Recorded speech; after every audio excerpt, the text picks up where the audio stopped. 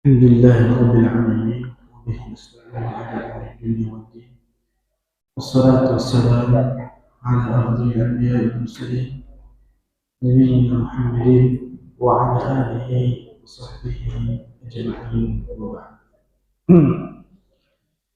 معاشر المسلمين والمسلمات رحمكم الله.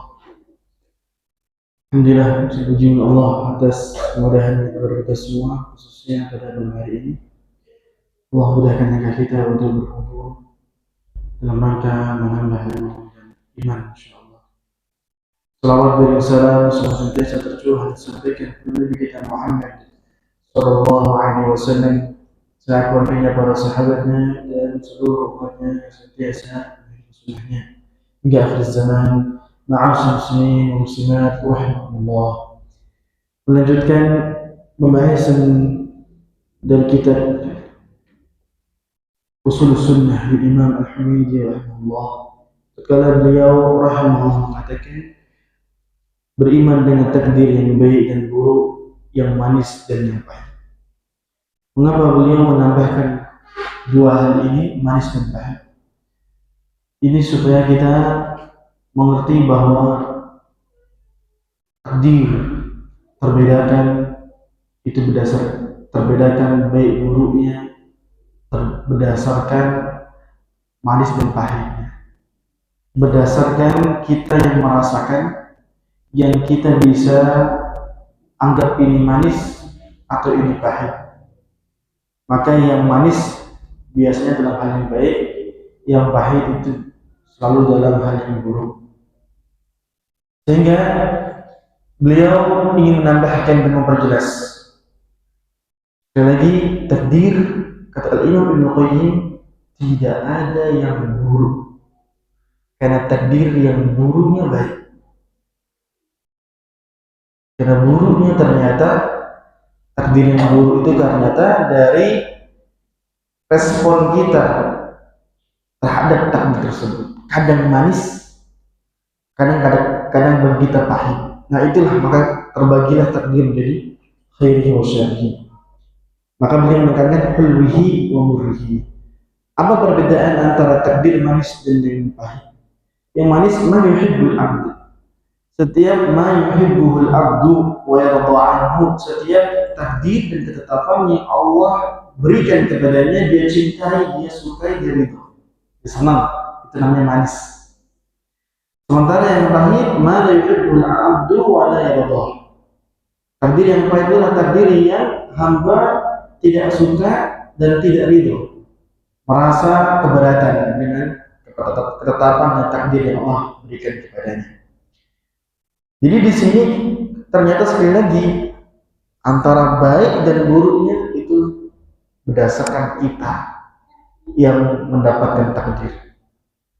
Karena kalau dalam syariat, ya, semua yang berasal dari Allah baik. Tetapi kalau sudah sampai ke kita, langsung ada manis, ada apa? Pahit. Kita punya dua rasa yang kuat.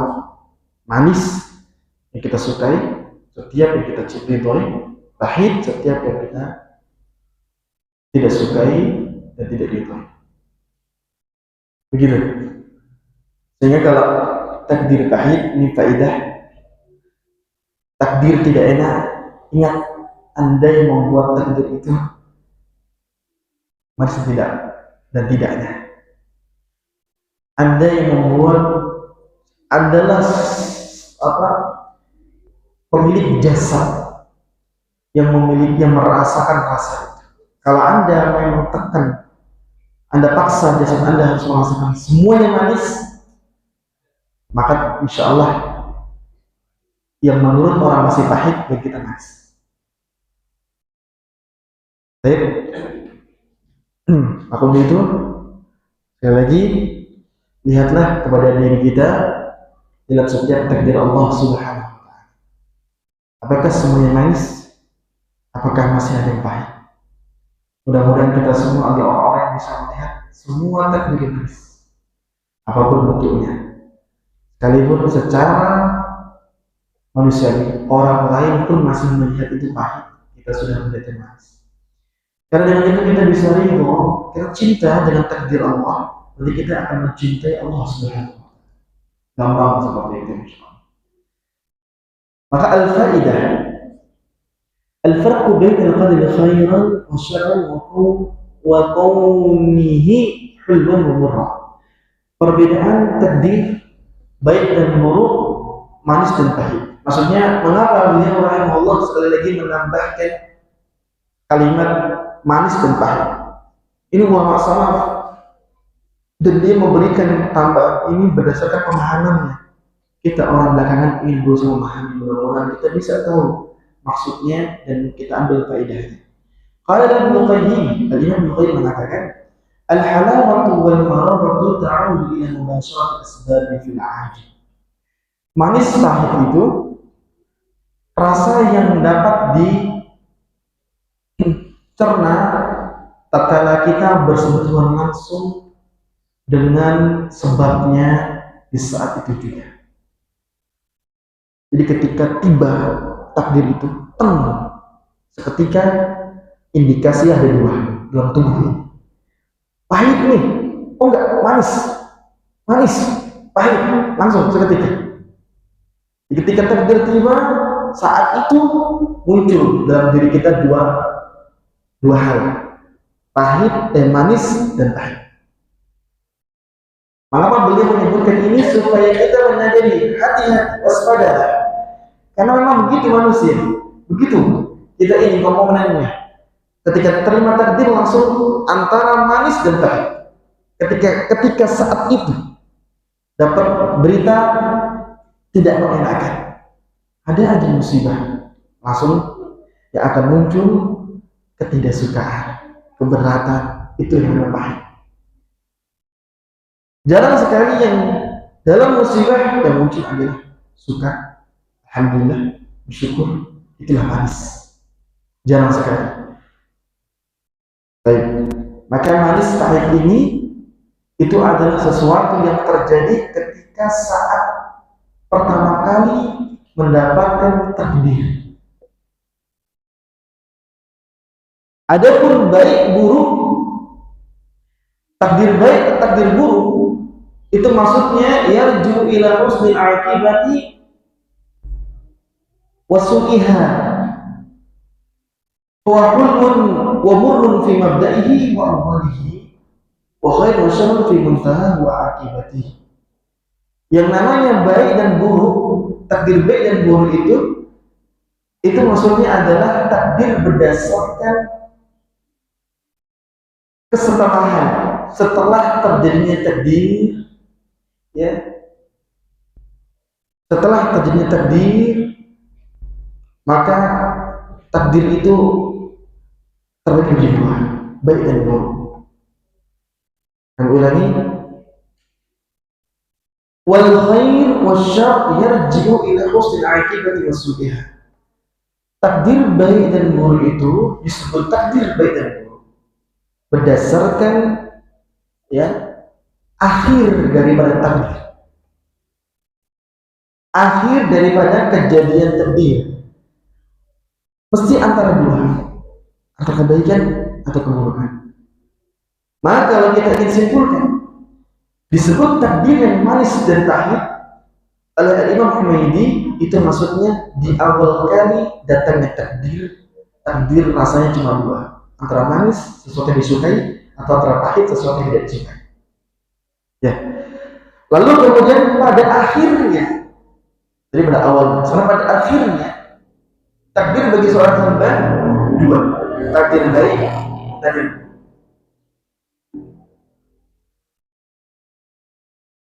Jadi awalnya manis atau pahit, akhirnya baik atau buruk.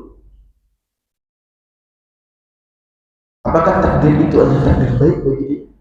Apakah itu takdir buruk bagi dia? Itu adalah akhirnya. Dan akhir biasanya tergantung oleh awalnya. Kalau awalnya kita bilang manis terus, maka manis ini akan menghantarkan kita kepada akhir takdir yang baik. Nah, mengapa kita tatkala, ya, merasakan merasakan ya musibah, Rasulullah SAW mengajar kepada kita doa, wahlufli khairan minha. Musibah biarlah musibah, ya Allah aku minta ganti yang lebih baik. Karena dia tidak mendalami rasa penyesalan, tidak mendalami rasa tidak suka, nggak siap seperti ini, nggak bisa, nggak kuat. Nah itu yang seperti itu dia akan awalnya sudah pahit, tidak suka, maka akhirnya takdirnya akan buruk, benar-benar buruk, bagi dia buruk akhirnya. Padahal belum tentu itu buruk. Maka takdir ya kita harus sikapi bahwa Rasulullah SAW mengajar kita wahdufli khairan minha. Musibah ya Allah aku minta ganti yang lebih baik. Langsung optimis, langsung menganggap bahwa ini adalah hal yang positif, sehingga akhirnya apa? Pintunya awalnya manis, maka penutup pintu tersebut atau penutup takdirnya adalah takdir bagi dia baik semua akhirnya khair. Makanya awal penentu bagi akhir, bisa seperti itu. Lagi penamaan takdir manis dan pahit atau takdir baik dan buruk itu ada bedanya. Manis dan pahit berdasarkan awal datangnya takdir mengenai jasad kita sebagai manusia. Buruk dan baik atau baik dan buruk berdasarkan akhir. Bagaimana akhirnya takdir tersebut? Setelah kemudian harus menimpa kita dan berlangsung kepada kita, akhirnya apa? Benar-benar buruk kah? Atau ternyata kebaikan? Itu tergantung akhirnya. Jadi takdir baik dan buruk itu tergantung akhirnya. Jadi kita selalu tahu alasan kenapa kok ada istilah takdir yang baik dan takdir yang buruk. Takdir yang baik dan buruk itu ya disebabkan atau timbul karena ada awal antara yang manis dan yang pahit. Biasanya yang awal yang manis maka akan menghantarkan kepada akhir yang baik. Itulah yang disebut kita harapnya takdir baik. Faedah yang berikutnya, la yatimul iman bil qadari illa bi tahqiqi maratibil arba'ah. Selagi pas lagi kajian tiba-tiba qadarullah ma syaa. Kita ditelepon sama anak kita di pesantren misalnya. Ini alhamdulillah diterima di Universitas Islam Madinah. Baik atau buruk? Baik. Awalnya manis, tapi akhirnya nanti. Mudah-mudahan sekolah dia di sana menjadi wadah untuk menjadikan dia anak yang soleh. Akhirnya insya Allah baik. Harapannya seperti itu. Dan itulah nanti takdir baiknya di akhir. Baik atau buruk di akhir. Kalau di awal itu rasanya manis atau pahit. Seperti itu. Baik. Kemudian faedah yang kedua, la yatimul imanu bil qadar illa bi tahqiqi maratibil arba'ah. Tidaklah bersempurna iman dengan takdir kecuali dengan kita mewujudkan dan merealisasikan 4 tahapan. Pertama, kita mengimani bahwa Allah Subhanahu wa taala menyertakan ilmunya yang mengetahui kadar segala hal dari yang ada dan tidak ada, maksudnya ada wujudnya dan tidak tampak wujudnya, dari yang mungkin terjadi dan dari yang tidak mungkin terjadi mustahil. Alimul ghaibi wasyahadah, Allah Maha mengetahui yang tidak tampak dan yang tampak. Wa anna Allah qad ahata bi kulli syai'in. Allah alim ma kanu 'amilin. Allah mengetahui dengan seluruh apa yang mereka perbuat. Jadi kita nih tidak akan bisa selamat dengan takdir kita. Maksudnya kita tidak akan, seorang mukmin tidak akan bisa lepas dari fitnah takdir. Ya, fitnah takdir itu berupa mengeluh, tidak ridho, marah, murka, mencemooh, mengecam, putus asa dari rahmat Allah. Kita akan terbebas dari fitnah takdir jika ya kita memperhatikan empat hal. Yang pertama, bahwa setiap takdir telah diliputi oleh ilmu Allah yang sempurna. Sempurnanya itu maksudnya mengetahui segala hal tanpa terkecuali. Jadi maksudnya takdir itu hal yang gaib bagi kita. Nggak tahu kita sebenarnya bagaimana. Nggak tahu kita akhirnya apa berarti. Baik. Maka seharusnya kita sandarkan ketidaktahuan kita kepada Zat yang Maha Tahu. Sehingga setiap takdir yang menimpa kita yakin ini kiriman dari Zat yang Maha Tahu. Sementara aku banyak tidak tahu. Kita selamat insyaallah dari fitnah takdir. Satu itu yang pertama. Yang kedua, بأن الله كتب مقادير الخلائق في اللوح المحفوظ قبل أن يخلقهم ب50,000 سنة. Allah telah menuliskan takdir seluruh makhluk, bukan hanya satu dua dari kita, seluruhnya, dari binatang sampai tumbuhan, ya, yang di daratan maupun di lautan, bahkan di udara. Di Lauh al-Mahfuz sebelum mereka seluruhnya diciptakan selama 50 tahun, 50.000 tahun, 50.000 tahun lamanya. Ya, sebelum diciptakan, 50.000 tahun sebelum diciptakan itu sudah selesai. Ya, berarti setelah 50.000 tahun, 50.000 tahun baru diciptakan. Ketika muncul Adam sampai kita sudah ribu-ribuan tahun. Oh, udah banyak tahun, banyak abad. Baik. Artinya kita yang mendapatkan takdir sekarang ini nggak ada gunanya kita minta ganti.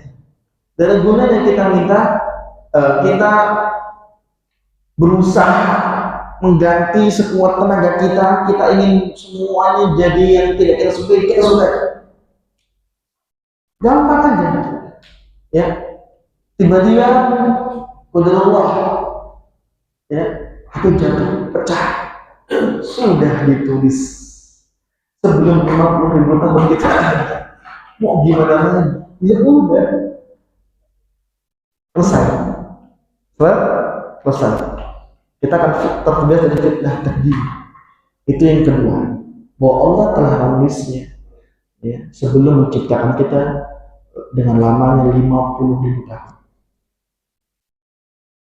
Allah berfirman, dalilnya wa kullu syai'in ahsaynahu fi imamin mubin. Segala hal tanpa terkecuali dari ciptaan telah kami perhitungkan, kami tetapkan takdirnya di Lauhul Mahfuz.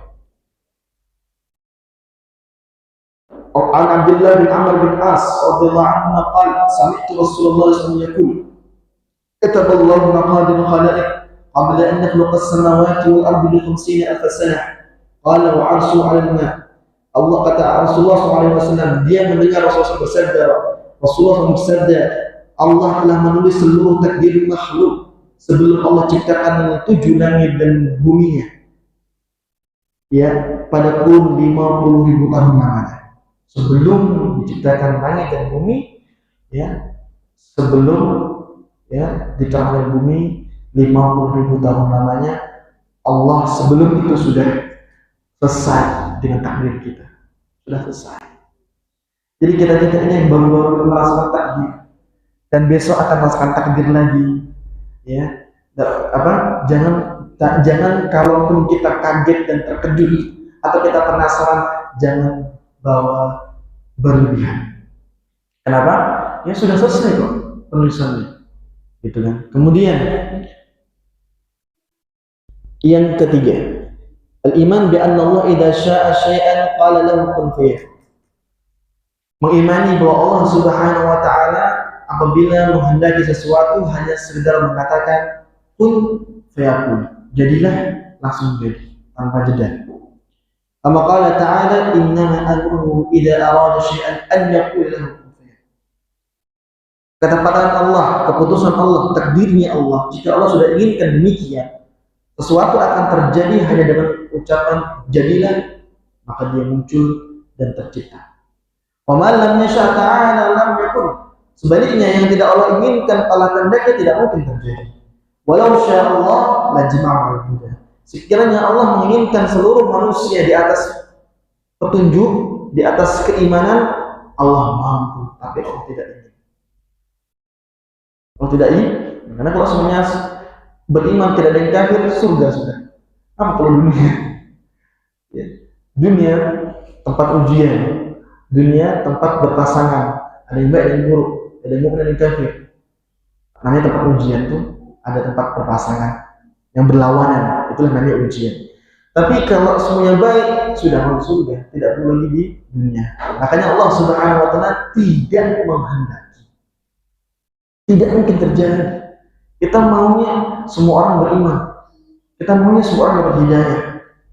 Ingat, kalau dari dulu dan dalam Al-Quran Allah sudah sebutkan, kalau Allah jangankan cuma orang rumah kita atau keluarga kita, seluruh dunia kalau Allah mau, Allah kehendaki semuanya di atas hidayah.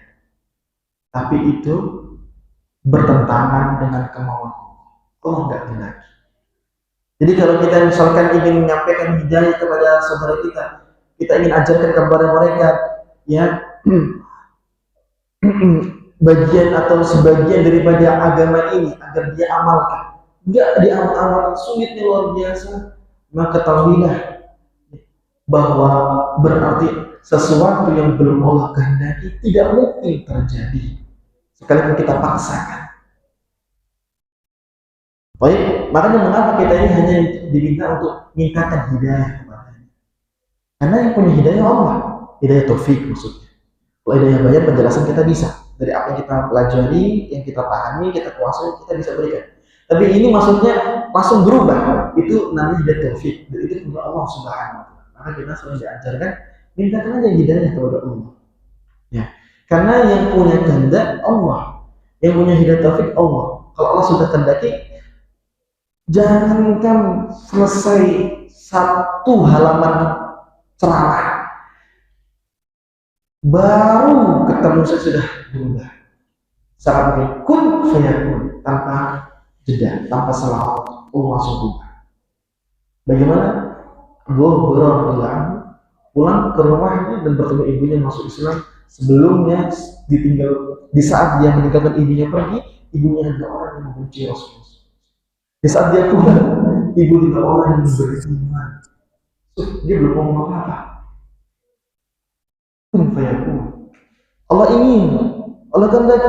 Hatta Fir'aun, sekalipun Musa sudah tampakkan kuasa Allah, dia sudah merasakan juga bahwa ada penguasa selain Allah. Wajah dunia wasairat anfusum untuk mengubah. Dia ingkar, oke, tapi sebenarnya dalam diri dia yakin ada yang lebih hebat darinya. Dia tahu Musa ini benar. Tapi apakah tahunya dia membuat dia masuk Islam, masuk beriman bersama Musa? Tidak sama sekali. Sampai kemudian dia harus tenggelam pun, dia lewati lautan dan susah payah bahwa dia seorang raja, tapi dia masih dalam keadaan kufur. Bahkan sampai pun dia mau tenggelam dan dia pun akhirnya tenggelam, dia dalam kondisi tidak beriman. Sekalipun dia meningkat beriman akhirnya. Amantu bila diamat di Bani Israil, aku ingin beriman sebagaimana beriman Bani Israil. Tapi ingat, Allah tidak menghendaki, Allah tidak ingin. Bagaimana dia awalnya diminta-minta, diharap-harapkan beriman, dia tolak semua permintaan dan harapan. Pada akhirnya dia lagi minta, Allah tolak permintaan. Maksudnya kalau Allah sudah tidak kehendaki, nggak ada lagi kesempatan. Kun fayakun. Jadi kalau kita menerima takdir yang buruk, misalkan, nah kita sudah harus kemudian segera sadari, sangat mudah Allah memberikan kita takdir yang buruk berganti seketika dengan takdir yang baik. Sebagaimana bisa dengan takdir yang buruk, maka bisa dengan. Makanya kalau kamu dapat kesedihan, kegundahan karena efek pengaruh takdir yang buruk yang tidak mengenai, kita tidak perlu lama-lama, tidak perlu berlebihan maksudnya. Sebagaimana Allah bisa mengubah seketika sesuatu yang awalnya baik-baik saja jadi tidak baik-baik, begitulah yang tidak baik-baik seketika bisa baik. Harus dipahami. Kemudian yang terakhir, yang keempat, bahwa Allah Subhanahu wa Ta'ala yang menciptakan segala sesuatu. Khaliq kulli syai'. Allah menciptakan segala sesuatu. Semua takdir itu adalah karya atau ciptaannya Allah. Ciptaannya Allah. Dzalikumullahu rabbukum la ilaha illa huwa khaliqu kulli syai'in fa'buduh. Itulah Rabb kalian yang sebenarnya, zat yang tidak ada sembahan kecuali Dialah Allah. Maha menciptakan segala hal, maka sembahlah. Qul la khaliqu kulli syai'in wa huwal wahidul qahhar. Katakanlah Allah satu-satunya pencipta yang menciptakan segala sesuatu.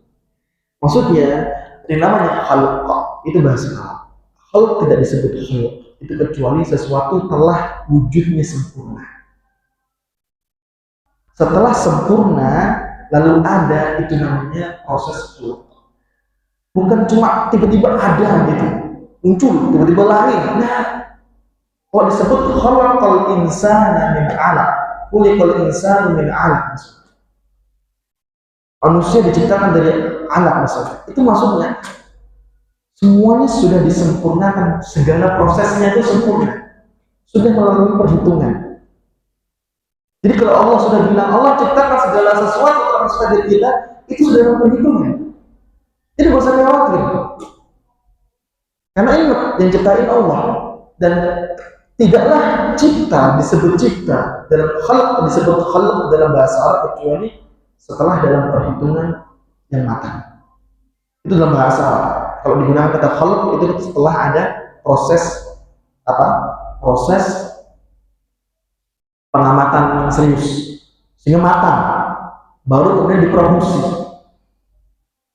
Dan itu bagaimana dengan Allah lebih hebat lagi.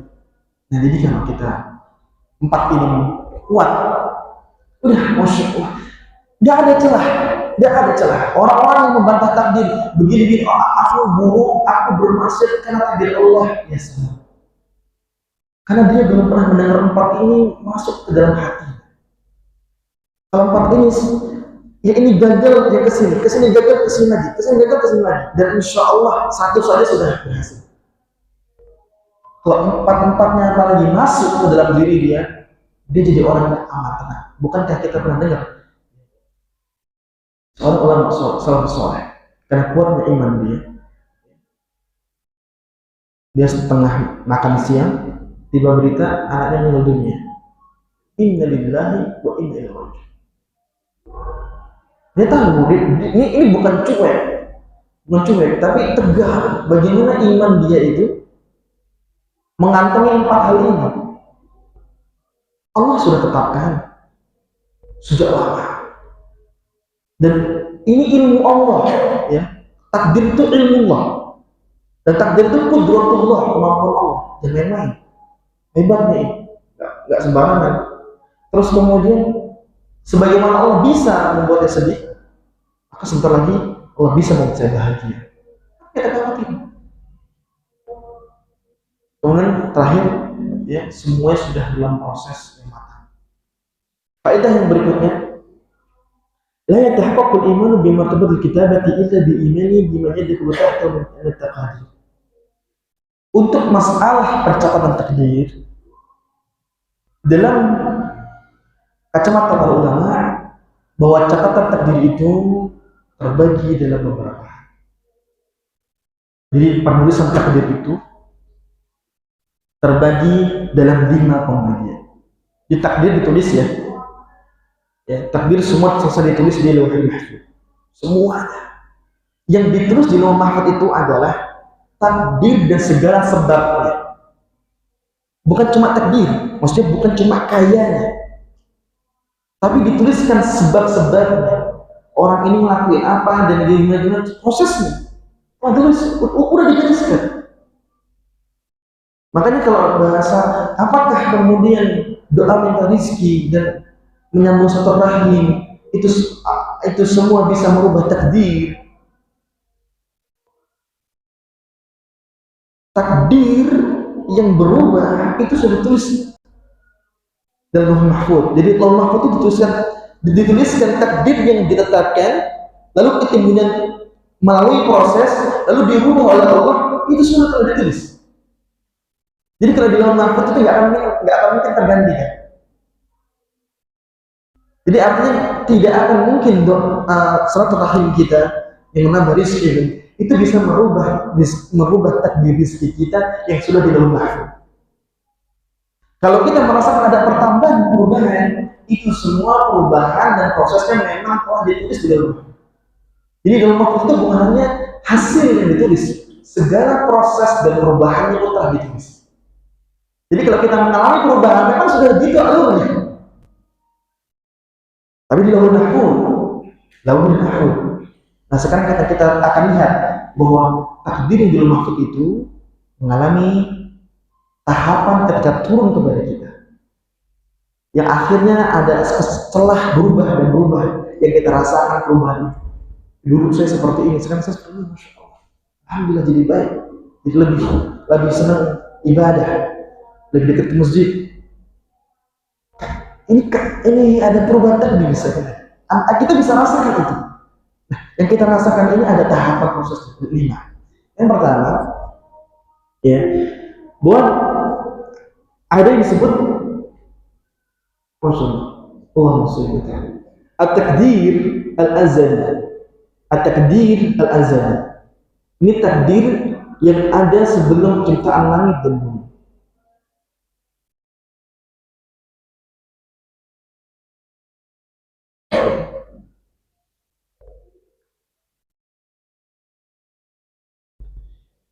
Yang di sini ini yang ditulis ya 50.000 tahun sebelum penciptaan langit bumi.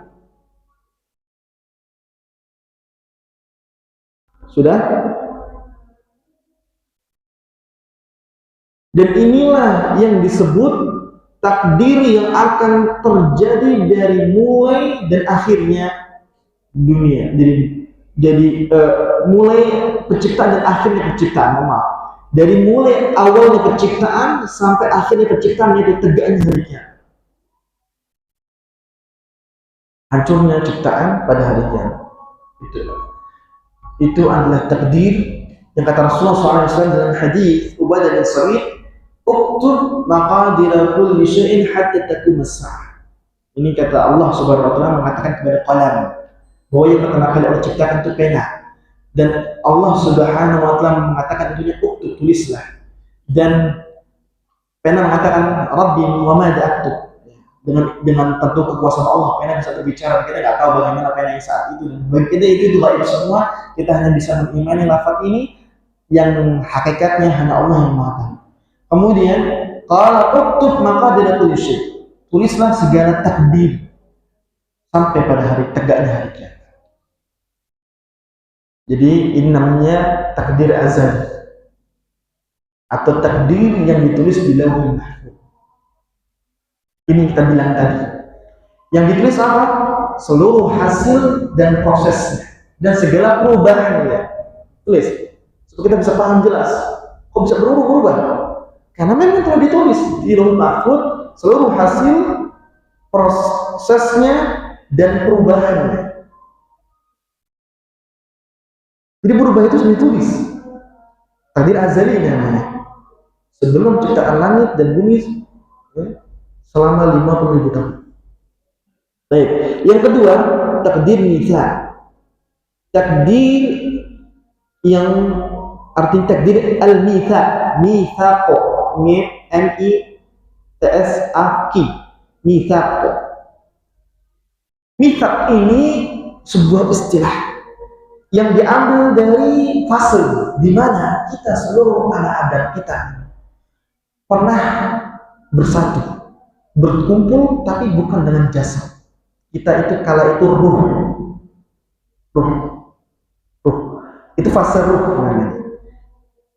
Di situ kita dikumpulkan di duhurnya Adam, di sekeliling Adam alaihissalam, dan kita diambil perjanjian, dan isi perjanjiannya adalah menetapkan ketuhanan Allah Subhanahu. Alastu birabbi, semua kita sampai pun yang akhirnya di dunia punya jasad di seorang kafir, dulu rumah mengatakan aman, alastu birabbi, qalu bala, benar, engkau adalah Rabb kami.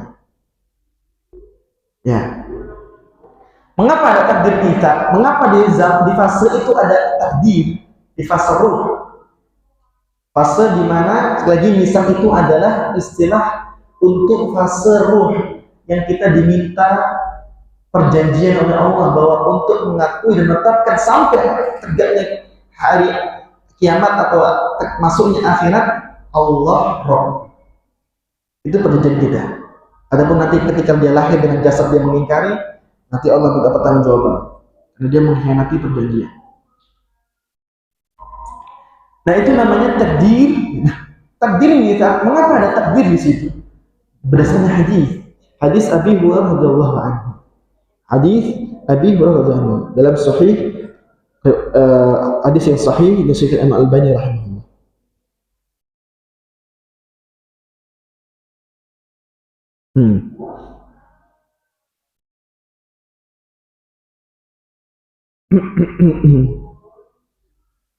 Ketika hadisnya begini ya.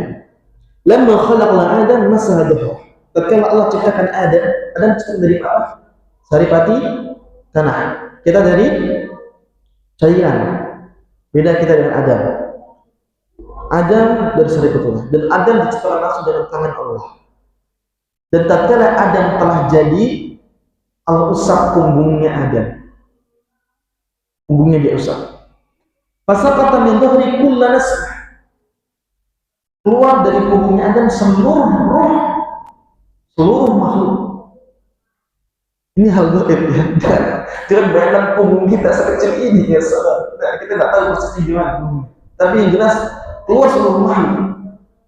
Wa khaliquha, Allah penciptanya, dan mereka yang keluar adalah keturunan Adam. Sudah ada. Wabillahi taufiq wal hidayah. Mungkin kita ada dulu. Nanti kita lanjut.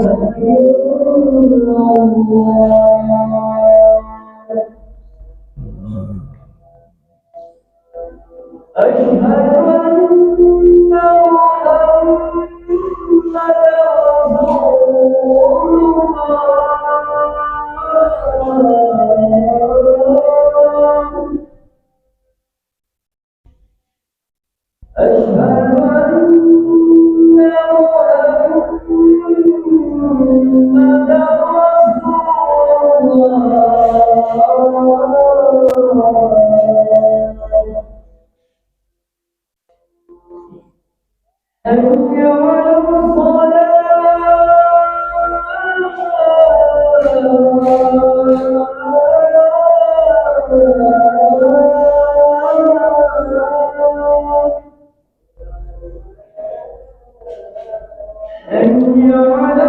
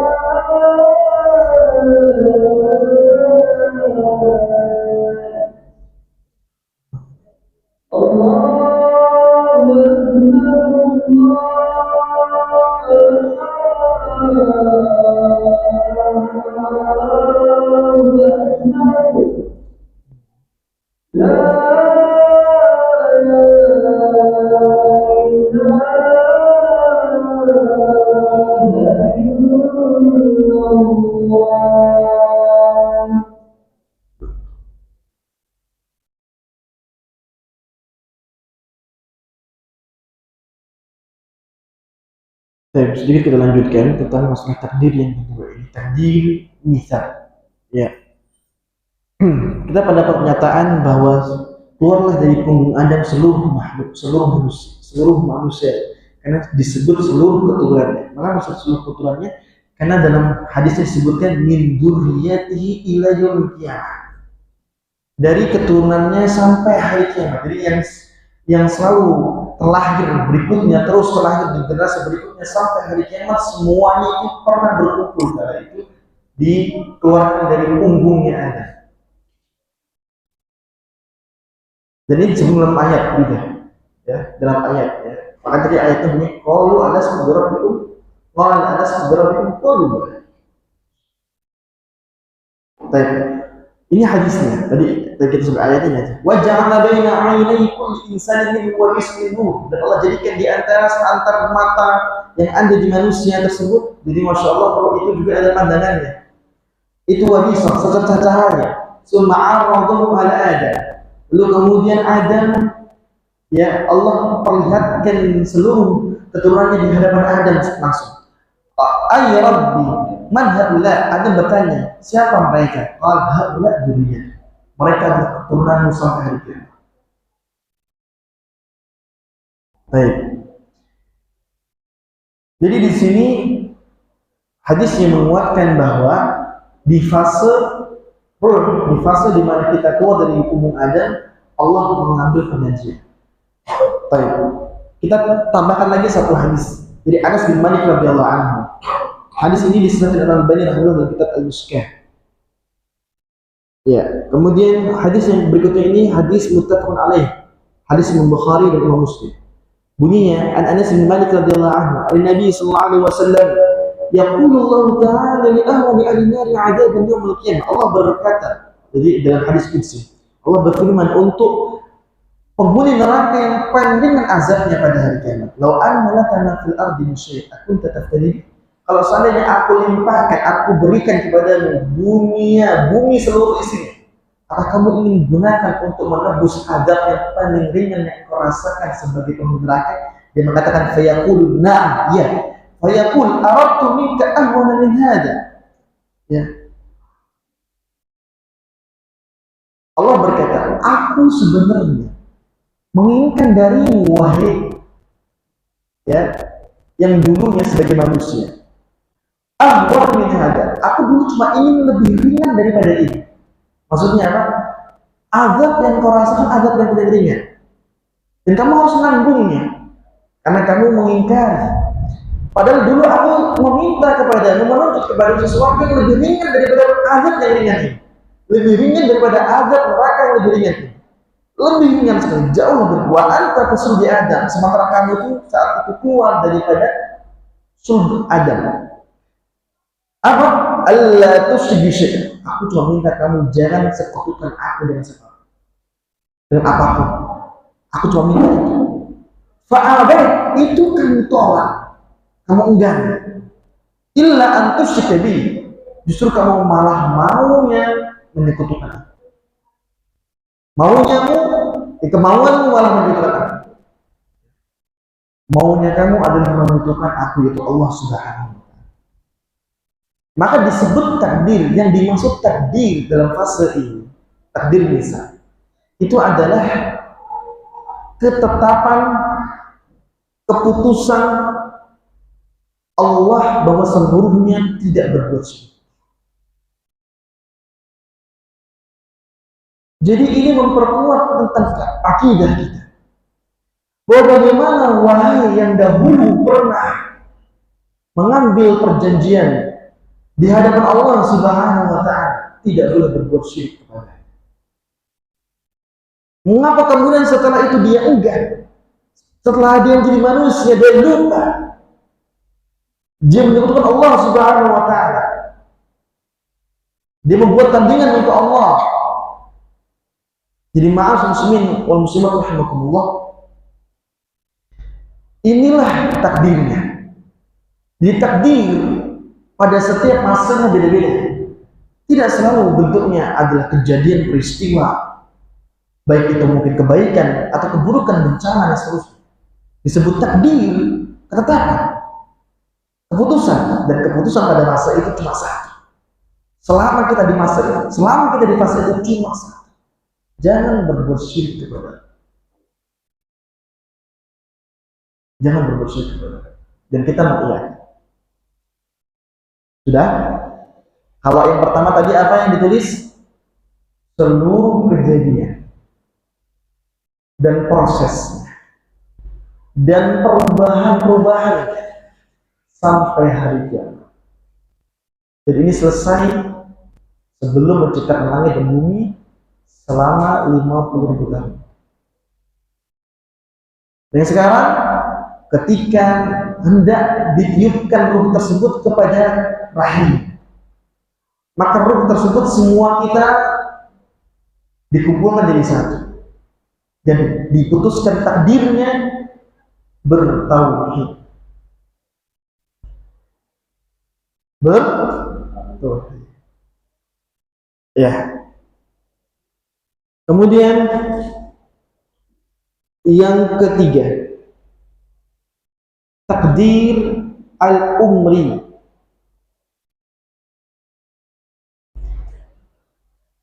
Takdir umri adalah ketetapan yang akan mengisi dari mulai kita lahir sampai kita meninggal dunia.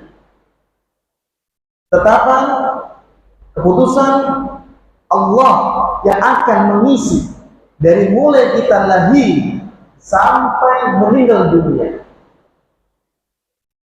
Jadi kalau takdir yang berlangsung dalam kurun ini namanya takdir al-umri. Al-umri, umur. Al-umri.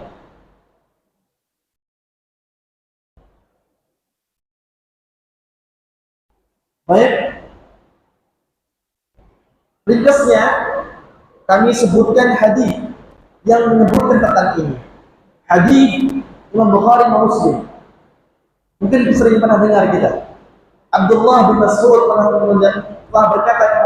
berkata, Rasulullah SAW pernah meriwayatkan, mensabdakan kepadanya, Shadiq Masduq, sementara Rasulullah itu pasti jujur dan yang disabdakan pasti benar. Inna ahadakum yujma'u khalquhu fi batni ummihi 40 yawman. Allah kumpulkan penciptaan kalian di perut ibu kalian selama 40 hari. Semayakunu fi dzalika 'alaqatan mithla dzalik. Kemudian berubah bentuk menjadi segumpal darah selama 40 hari. Lalu yakunu fi dzalika mudghatan mithla dzalik. Menjadi segumpal daging selama 40 hari. Summa yursal ilaihi malak. Maka setelah 40 tambah 40 tambah 40 120 hari, berarti berapa bulan? 4 bulan. Allah kirim malaikat. Fayankum birruh, maka ruh yang tadi telah bersaksi tidak berbuat syirik kepada Allah ditiupkan kepada kandungan dalam rahim ibu-ibu. Kemudian wa yu'malu bi arbi kalimat. Nah, inilah takdirnya. Ini takdirnya. Lalu ditetapkan dengan 4 ketetapan. Rizkinya, ajalnya, amalnya, sengsara atau bahagia. Bahagia atau sengsara hidup. Kan hidup nggak ada yang mungkin sengsara terus, susah. Nggak ada yang mungkin bahagia terus. Kata ulama, bahagia sengsara di sini maksudnya ketika dia dominan, kehidupan dia dominannya adalah kebahagiaan, inilah orang yang bahagia. Jadi itu orang-orang yang punya keimanan, yang tidak punya kerugian dalam hidupnya. La fi khusr illa alladziina aamanu wa 'amilus shalihaat wa tawassaw bil haqq wa tawassaw bis sabr.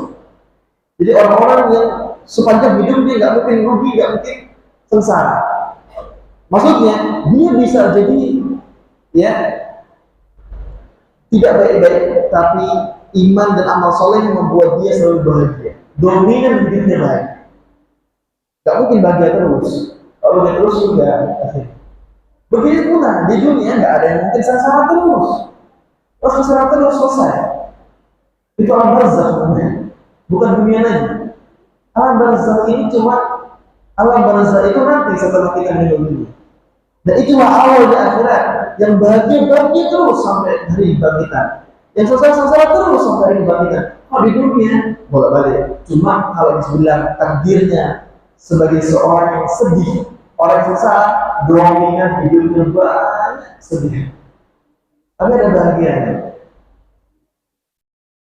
Ingat, Allah ciptakan hasil dan sebab. Ini supaya nggak salah paham. Sedih itu hasil. Ada sebabnya. Allah ciptakan sebabnya. Tidak beriman, tidak beramal soleh, tidak berwasiat tentang kebaikan, dan tidak di atas kebenaran, tidak mendapatkan hidayah. Dan itu sudah disebutkan dalam dalil syar'i. Maka untuk itu, apa takdir yang ditulis pada fase umri ini? 4. 1, 2, 3, dan terakhir sakya usaha, surga atau neraka. Barzahnya baik atau barzahnya yang buruk. Nanti akhirnya surga atau neraka. Sudah ditetapkan sampai dengan hadisnya umumnya. Baik.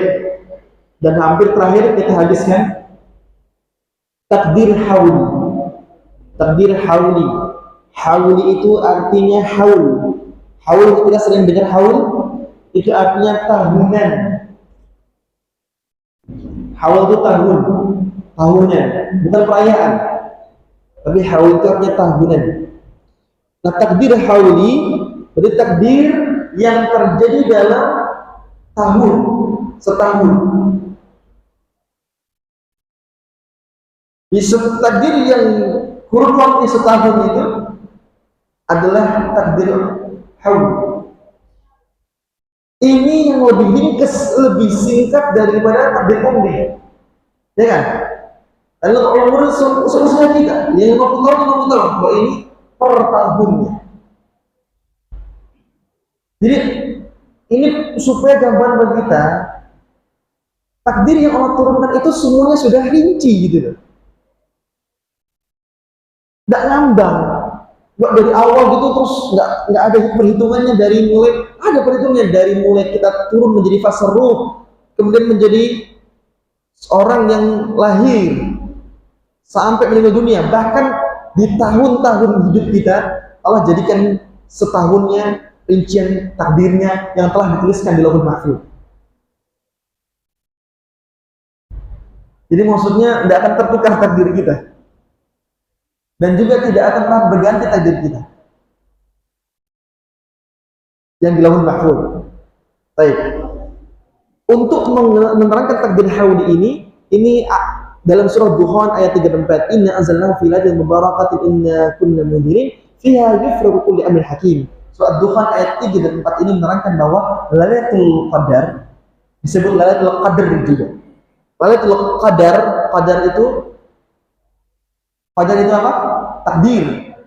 Dua disebut Lailatul Qadar. Lailatul Qadar itu Lailah malam yang mulia. Tapi karena turunnya Al-Qur'an, Lailatul Qadar berarti malam takdir. Jadi penetapan takdir diturunkan dari Lauhul Mahfuz, prosesnya setahun di malam itu. Jadi udah rinci, sudah siap, paket kita tinggal jalan. Udah nggak mungkin salah. Anna ma'asobah kalian mungkin ada. Yang terjadi kebodohan nggak mungkin meleset. Wa ma'atau kalian musibahkan. Yang memang meleset darimu tidak mungkin bisa dikorek.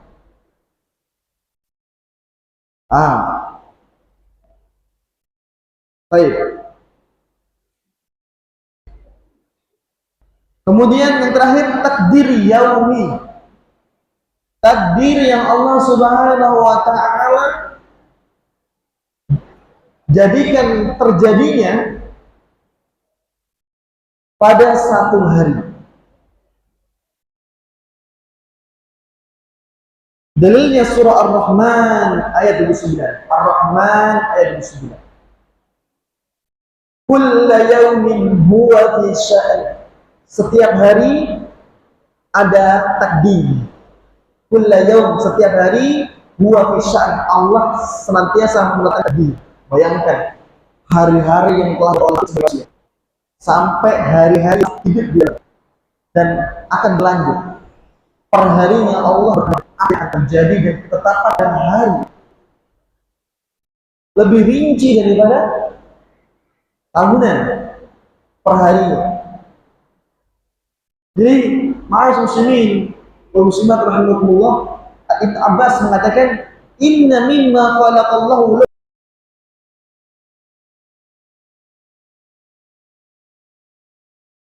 mahfuda min durrati bayda dafatahu min yaquta hamra qalamhu nur wa kitabuhu nur yanduru fi kulli yawmin 360 nadrah aw marrah bi kulli nadra minha yakhluq wa yarzuq wa yuhyi wa yumit wa yu'izzu wa yudhillu wa yaf'alu ma yasha' fadzalika kullu ta'ala kullu yawmin wa bisan. Ibnu Abbas menafsirkan ayat kullu yawmin wa bisan, kata beliau rahimahullah radhiyallahu anhu, sesungguhnya Allah menciptakan di Lauhul Mahfuz itu terbuat dari mutiara yang putih.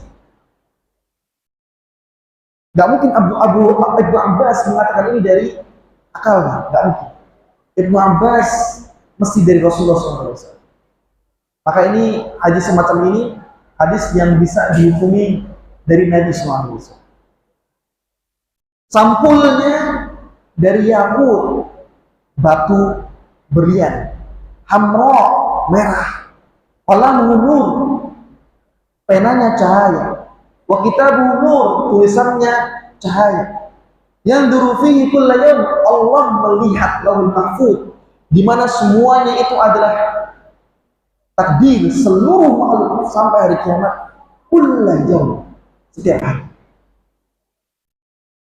Salat mi'ah wa sittin nadrah, 360 kali lihat. Satu hari lihat itu dan berulang sampai 360 kali. Tidak mungkin akan ada yang salah. Dan tidak mungkin manusia ada yang bisa berbuat seperti itu walaupun dalam lingkup yang lebih sederhana. Memperhatikan santri misalkan, setiap hari, satu harinya 360 kali teler. Tidak mungkin. Dan itu detil, Masya Allah, karena kami merasakan setiap pengasuh yang jarang lihat santrinya akan zon, banyak keciliknya. Tapi kalau dia lihat terus, sering-sering lihat, dia akan tahu mana yang berkembang, mana yang menurun, dan mana yang harus dilakukan penanganan segera cepat. Bagaimana kalau sering?